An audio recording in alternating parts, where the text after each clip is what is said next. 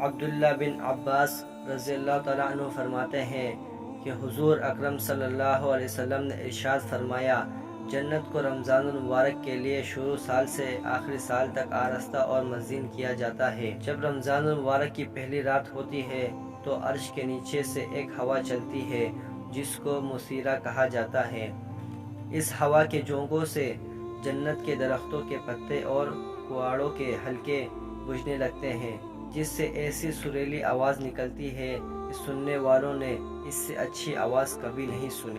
حور عین اور حوریں اپنے مکانوں سے نکل آتی ہے اور جنت کے بالا خانوں کے درمیان کھڑے ہو کر کہتی ہے، اے کوئی اللہ کی بارگاہ میں ہم سے منگنی کرنے والا، تاکہ اللہ تعالیٰ اس کی ہم سے شادی کر دے۔ پھر وہ حوریں جنت کے نگران فرشتے رضوان سے پوچھتی ہیں، اے رضوان، یہ کیسی رات ہے؟ وہ جواب میں تلبیہ پڑھتے ہیں، پھر کہتے ہیں، یہ رمضان المبارک کی پہلی رات ہے۔ آج کی رات سے حضرت محمد صلی اللہ علیہ وسلم کی امت کے روزے داروں کے لیے جنت کے دروازے کھول دیے گئے ہیں۔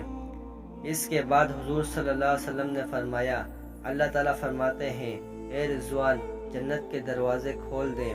اے مالک، محمد صلی اللہ علیہ وسلم کی امت کے روزے داروں پر جہنم کے دروازے بند کر دیے ہیں۔ اے جبریل، زمین پر جاؤ اور سرکش شیاطین کو قید کر دو اور ان کے گلے میں توق ڈال کر انہیں دریا میں پھینک دو، تاکہ وہ میرے محبوب محمد صلی اللہ علیہ وسلم کی امت کے روزے کو خراب نہ کر سکیں۔ حضور اکرم صلی اللہ علیہ وسلم نے ارشاد فرمایا، اللہ تعالیٰ رمضان کی ہر رات میں ایک منادی کو حکم فرماتے ہیں کہ وہ 3 مرتبہ یہ آواز لگائے، ہے کوئی مانگنے والا جس کو میں عطا کروں، ہے کوئی توبہ کرنے والا کہ میں اس کی توبہ قبول کروں، ہے کوئی مغفرت چاہنے والا کہ میں اس کی مغفرت کر دوں۔ کون ہے جو غنی کو قرض دے، ایسا غنی جو نادار نہیں، اور ایسا پورا ادا کرنے والا جو ذرہ برابر بھی کمی نہیں کرتا۔ پھر حضور اکرم صلی اللہ علیہ وسلم نے فرمایا، حق تعالی شانہ رمضان شریف میں روزانہ افطار کے وقت ایسے 10 لاکھ آدمیوں کو جہنم سے خلاصی عطا فرماتے ہیں جو جہنم کے مستحق ہو چکے ہیں۔ اور جب رمضان کا آخری دن ہوتا ہے تو اللہ تعالیٰ یکم رمضان سے آخر رمضان تک جہنم سے آزاد کیے گئے لوگوں کے برابر لوگ اس دن میں جہنم سے آزاد فرماتے ہیں۔ اور جس رات لیلۃ القدر ہوتی ہے تو اللہ تعالیٰ حضرت جبریل علیہ السلام کو حکم فرماتے ہیں، وہ فرشتے کے ایک بڑے لشکر کے ساتھ زمین پر اترتے ہیں۔ ان کے ساتھ ایک سبز جھنڈا ہوتا ہے جسے وہ کعبہ پر نصب کر دیتے ہیں، اور حضرت جبریل علیہ السلام کے 100 بازو ہیں، جن میں سے 2 بازو وہ صرف اسی رات میں کھولتے ہیں۔ وہ جب انہیں کھولتے ہیں ان کو مشرق سے مغرب تک پھیلا دیتے ہیں۔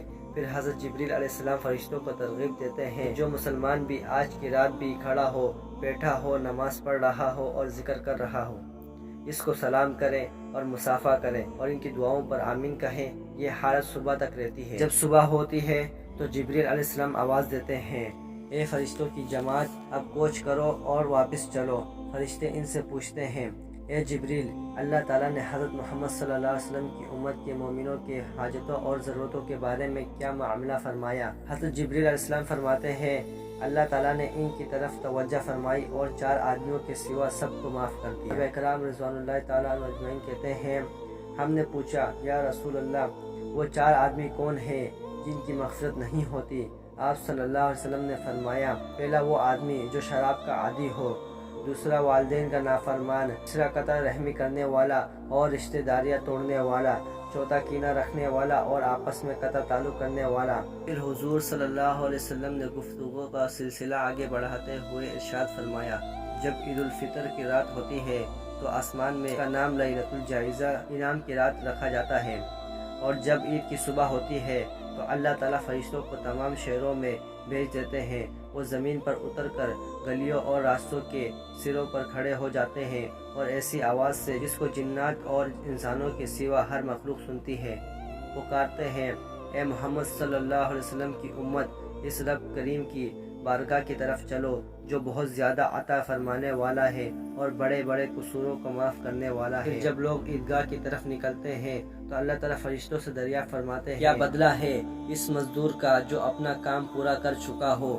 فرشتے عرض کرتے ہیں، اے ہمارے معبود، اے ہمارے سردار، اس کا بدلہ یہی ہے کہ اس کی مزدوری اس کو پوری دے دی جائے۔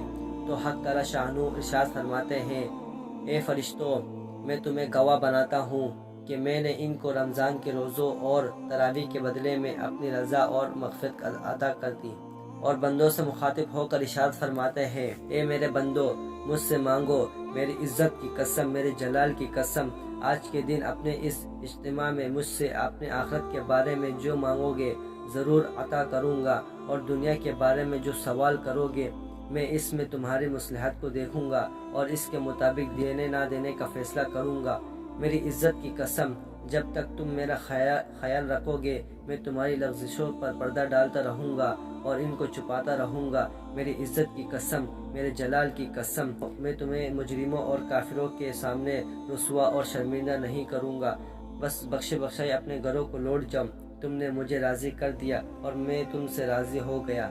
فرشتے اس اجر و ثواب کو دیکھ کر جو اس امت کو عید الفطر کے دن ملتا ہے خوش ہوتے ہیں اور کھل اٹھتے ہیں۔